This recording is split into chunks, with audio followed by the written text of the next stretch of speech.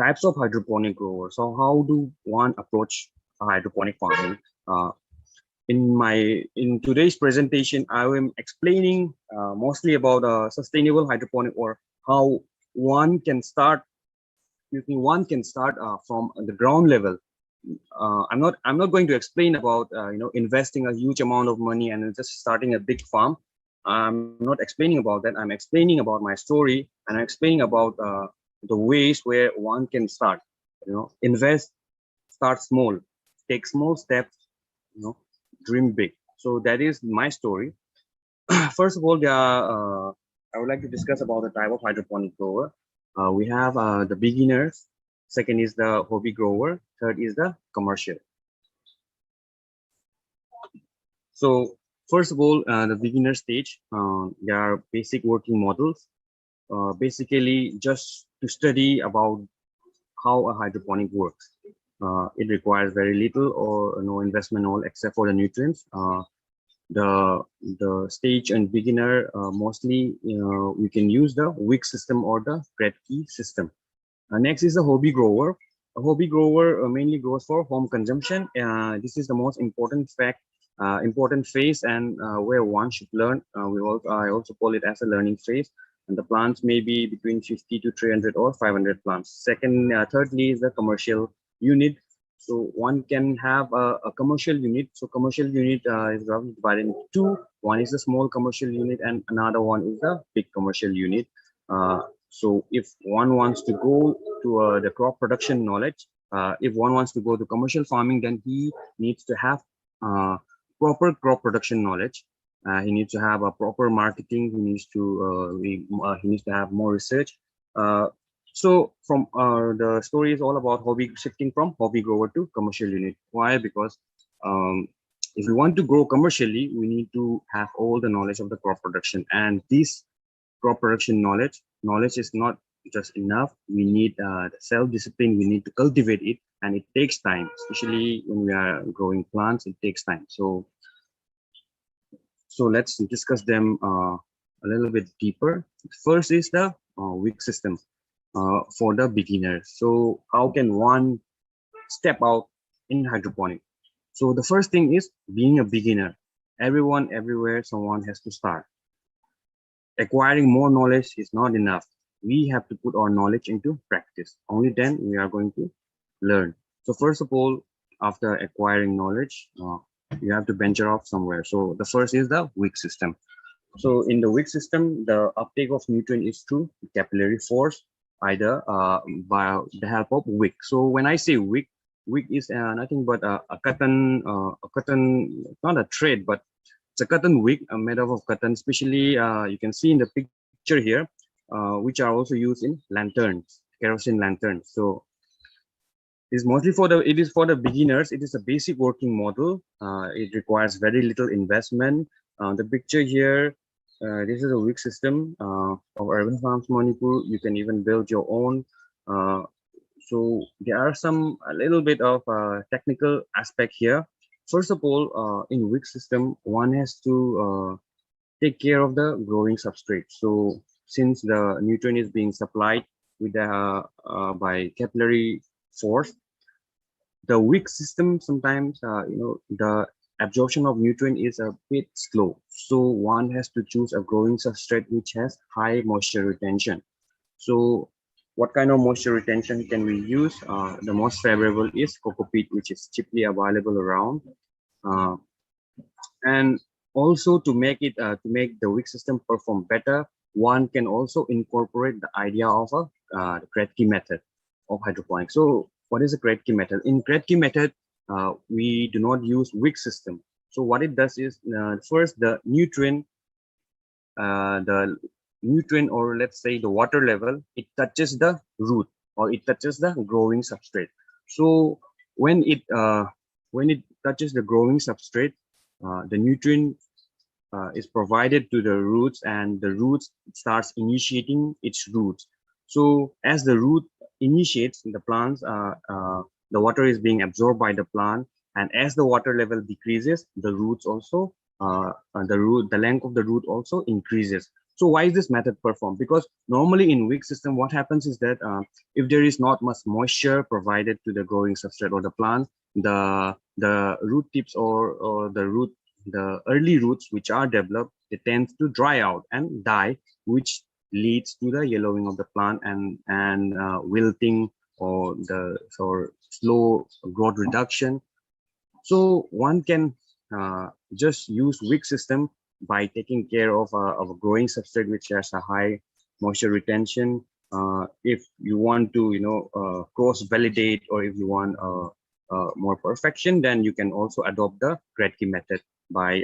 And one more thing is that while refilling, if you add water until the net cup or the plant, the plant will die of lack of oxygen. Why? Because when the roots are exposed to the air, the roots can absorb oxygen more properly. So this is the basic working model.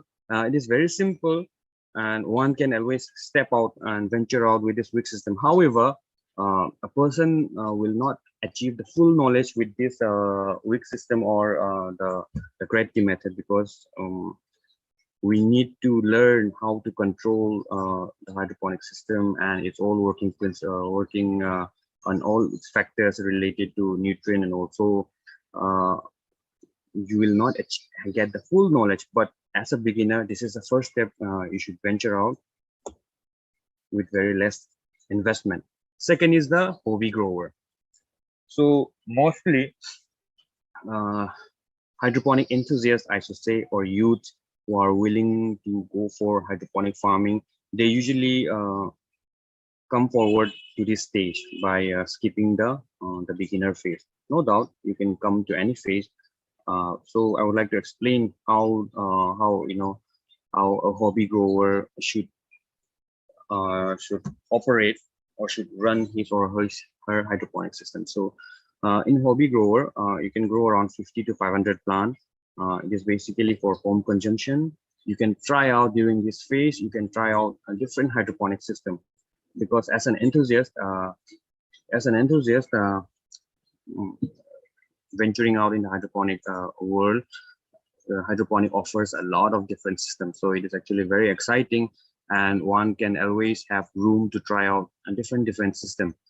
But the problem is that if we keep on making different systems, so actually you can see a slightly vertical, actually it is a system hydroponic. So one need to invest roughly around 10 to 15,000 per system. I should say it can be more, it can be less, but I'm just telling about an average. So if you keep on designing different systems, it will not end. Okay, it will not end. One should try, but there should be a limit. So I will be explaining that in my next slide. So this is a learning phase. So what are we going to learn? We are going to learn about the different factors which are affecting crop production and how we should learn to adjust it. The microclimatic condition, okay, the place where we are growing. Because with as a hobby grower, people with a small system, people can place it in their balcony, in a terrace, anywhere near the window, anywhere. But we need to know about the particular spot where we are growing our plants. So learning phase. Knowledge without practice is useless. So even if you have so much knowledge by learning from Google or whatever, if you do not practice it, you will not validate your idea. So knowledge without practice is useless. And secondly, practice without knowledge is dangerous. So I request, or I suggest, my recommendation is that do not go out or do not venture into hydroponics without having the proper crop production in the name of business or in the name of just profit, because it is because we need to have knowledge. Wisdom is very important. If you want to start a venture, have patience, try to learn what is required in the business which we are going to venture. And with hydroponic, it's all about crop production. So we should have knowledge which is required for crop production. So hydroponic system, it's design, efficiency, and ease of operation. Like I said, this is the phase where hydroponic enthusiasts try out with different systems. So while trying out different systems, the enthusiast or the person who is doing should know very well about the hydroponic system he or she is doing, according to crop he or she is choosing, what is the efficiency of the hydroponic system, and its ease of operation. Efficiency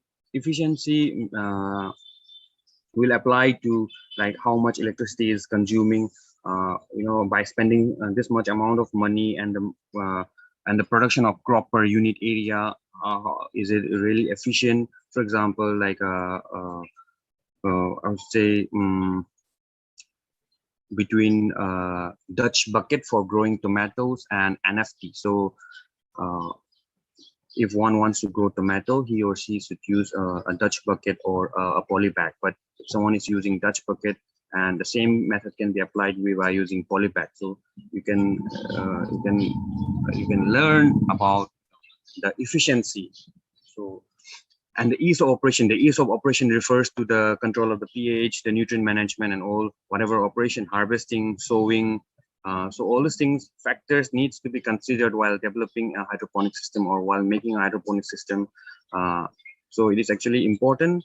Crop selection, climate and market. So in hydroponic, most of the time we prefer growing exotic vegetables. So why grow exotic vegetables? So the answer is that in hydroponic, we are looking for crops which can enable us to earn more profit. So we choose exotic veggies. So however, while choosing exotic veggies, one should look whether the particular crop is favorable in a particular environment, and thus it has a marketing potential. Do people know about this, or are we going to aware about the particular crop all over again?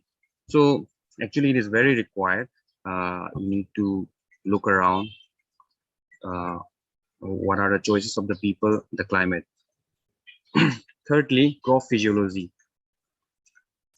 So since we are growing plants in hydroponic, we need to know about the physiology of the plant and what is the factor which are affecting it.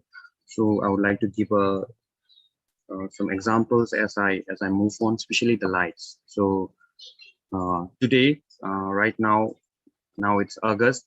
It's rainy season in the Northeast India, especially in Manipur, and today it's a bit cloudy, so I'm also sitting here.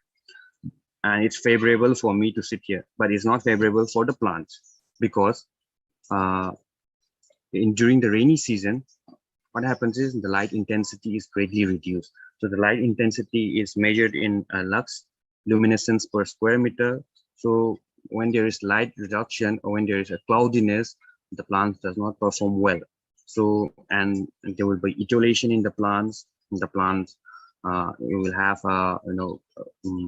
crooked leaves, very thick leaves, drooping down. So, and excess temperature. One should try to maintain a proper temperature, like especially in the terrace, like in terrace, like since I'm growing in terrace, the relative humidity sometimes is very less, because the water vapor, there is evaporation, or there is moisture coming out from the soil, whereas in terrace there is no moisture, so relative humidity is very less. Likewise, same wise for temperature, the cement, it gets warmed up sometimes, very hot, and it might cross the average or the normal temperature which a plant require. And same goes for the water temperature or the nutrient solution. So when there is very high temperature and less humidity, sometimes we may see the calcium uptake problem in plants. So it is advisable that if you are growing in a terrace, and even if the greenhouse is not controlled environment with fans, and so then during those times, I advise that we should not choose crops which are head forming, like say cabbage, napa cabbage, or even romaine lettuce, because during the head formation we can face the calcium uptake problem. Similarly, the nutrient strength. we should know about the particular crop. We should have specific knowledge about the crop, how does what kind of nutrient does the plant requires, what is the range. You can see search all this thing in Google, but sometimes it is better if we practice out in our specific climate in our area, because so that we may know uh, we may validate what is there in the Google. So nutrient strength may differ from place to place. If it is very hot area, then we should try providing less nutrients, because when it is very hot, plant tends to absorb more water, and along with more water, they might absorb more nutrients. So when they absorb more nutrients, we can have fertilizer burn in our plants. And during the cool weather, the plants plant tends to absorb less water, so a higher ppm might be beneficial. So one should try to adjust, and all this knowledge should be developed over time. And relative humidity, I was mentioning you about relative. If the relative humidity is more, you can have problem with pathogens like can say any fungal infection, or because with the high humidity. Next point is the seed and water source. So when we start growing, since we are growing exotic vegetables, we should source our seed properly. If it is not available locally, we can go from online, but it's not like 1 month I buy from Amazon, next month I buy from Flipkart. No, that will not work. We should try out different seeds or different seeds company, but we should try to fix a particular to a particular company, to a particular variety, because every month if we keep on trying on different variety, that is not feasible. So we should try to look out for a proper seed source, especially and water source. So in hydroponic, the plants are grown in water, so the water parameter should be very, very carefully considered. It is very important to know what kind of water we are using and its effect in the nutrient. Is there any problem with the uptake? Next, we have developed self-discipline and skill set. Sometimes,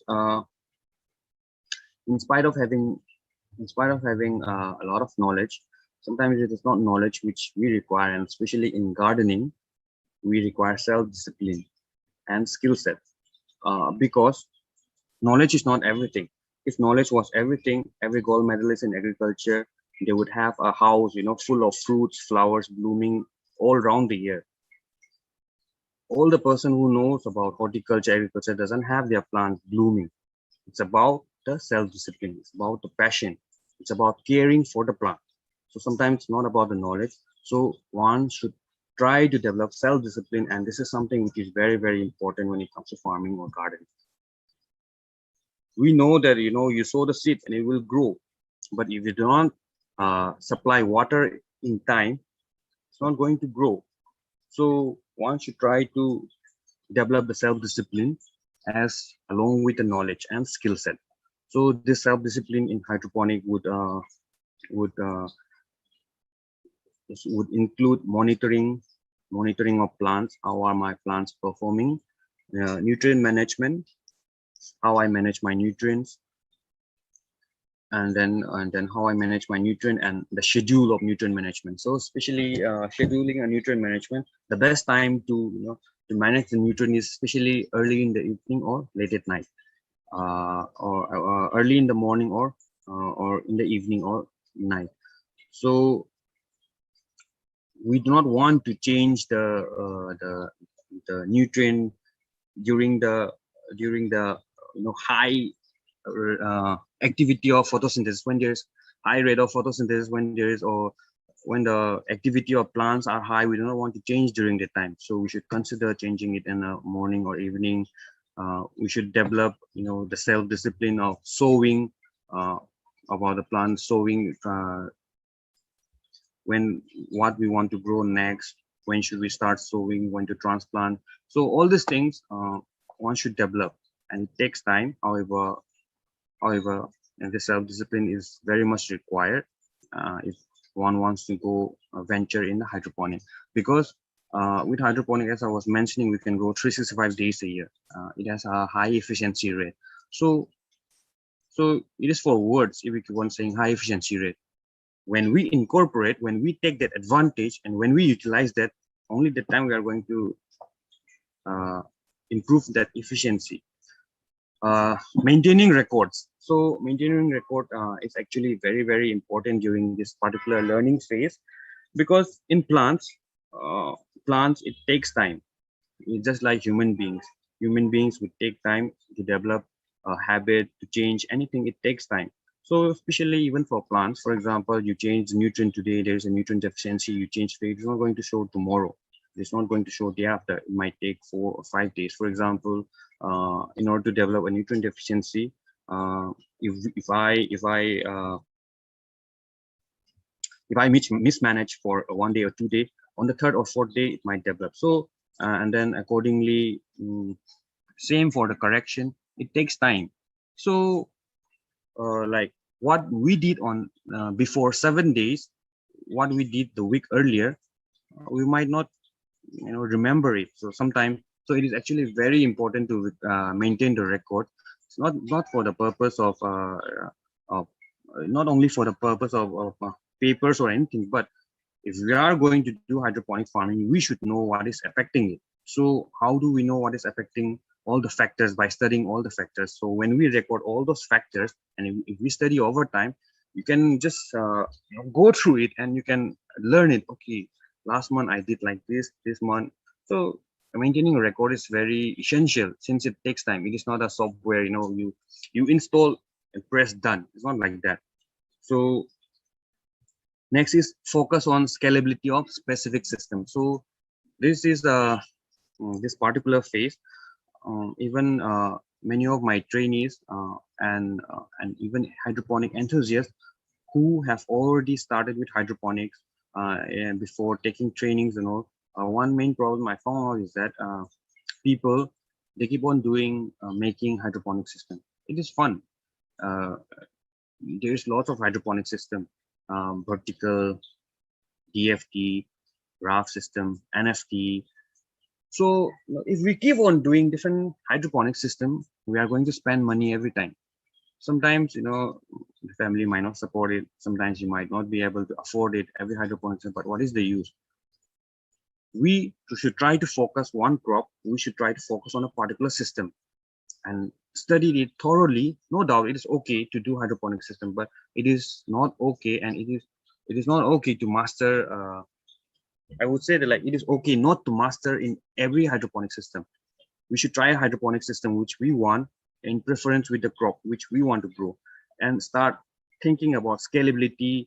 If I want to scale the system, okay, how can I modify the system? What is needed to improve its efficiency? So I repeat again, it is okay not to be a master of every hydroponic system. If you have a huge investment, you can hire people and invest your knowledge and let them do and study. But here my presentation is all about how one can learn step by step. So actually, if you are funding personally your hydroponic, it's better that you stick to a system and try to scale it.